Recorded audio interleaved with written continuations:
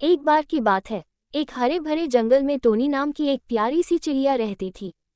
Tony अपने छोटे छोटे रंग बिरंगे पंखों और मीठी चहचहाहट के लिए जानी जाती थी। वो जंगल के सभी प्राणियों के साथ दोस्ती रखती थी और हर किसी की मदद करने के लिए हमेशा तैयार रहती थी। लेकिन इस जंगल में एक चालाक कौवा भी था, जिसका नाम कालू था। कालू कौवा अपनी चतुराई और चालाकी के लिए प्रसिद्ध था और अक्सर अपने चालाक दिमाग का इस्तेमाल करके दूसरों को परेशान करता था। एक दिन जंगल में बहुत ही गर्मी पड़ रही थी। सभी जानवर तपती धूप से बचने के लिए अपने अपने ठिकानों पर शरण ले रहे थे।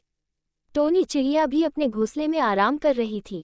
अचानक कालू कौवा उसके पास आया और कहा, नमस्ते टोनी, तुम इतनी प्यारी चिड़िया हो, क्या तुम मुझे थोड़ी मदद कर सकती हो?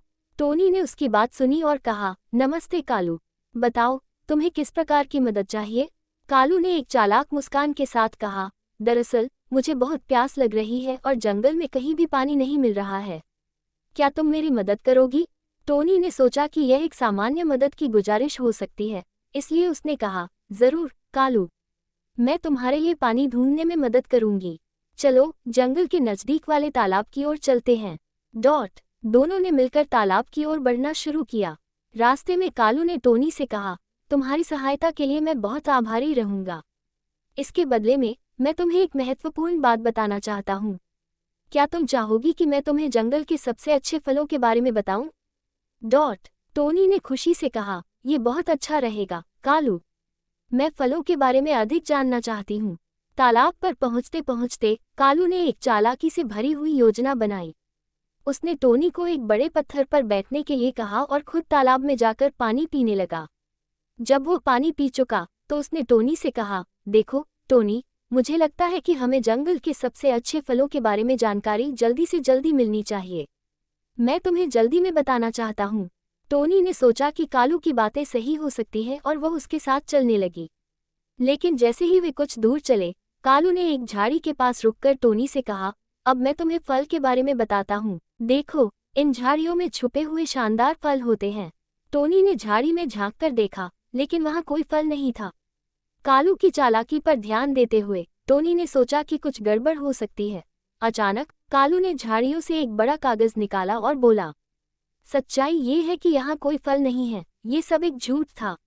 मैं सिर्फ तुम्हें यहाँ लाना चाहता था ताकि तुम मेरी मदद के बिना यहाँ फंसी रहो। अब मैं यहाँ से चला जाता हूँ। कालू ने ये कहकर उड़ान भर ली और टोनी को झाड़ियों में अकेला छोड़ दिया। टोनी ने महसूस किया कि कालू की चालाकी के चलते वह परेशानी में आ गई है, लेकिन उसने हिम्मत नहीं हारी। उसने ध्यान दिया कि झाड़ियों में एक छोटी सी गुफा थी, जहां से वो बाहर निकल सकती थी। टोनी ने गुफा की ओर बढ़ते हुए धीरे धीरे वहां से बाहर निकलने का रास्ता ढूंढा। गुफा के बाहर पहुंचकर उसने देखा कि कालू कौवा आसपास ही उड़ रहा था और खुश हो रहा था कि उसने अपनी चालाकी में सफलता प्राप्त की है। लेकिन टोनी ने सोचा कि अब उसे कालू की चालाकी का उचित जवाब देना चाहिए। टोनी ने सोचा और एक योजना बनाई। उसने अपने दोस्त जंगल के अन्य जानवरों को बुलाया और उनसे कहा कि वो कालू की चालाकी का खुलासा करना चाहती है। सभी जानवर टोनी के साथ मिलकर कालू के पास गए। टोनी ने सभी जानवरों को कालू की सारी चालाकियों के बारे में बताया। जानवरों ने कालू को उसकी चालाकी के लिए डांटा और कहा कि अब उसे अपनी हरकतों को बदलना होगा। कालू ने देखा कि अब जंगल के जानवर उससे नाराज थे और उसकी चालाकी को पसंद नहीं कर रहे थे।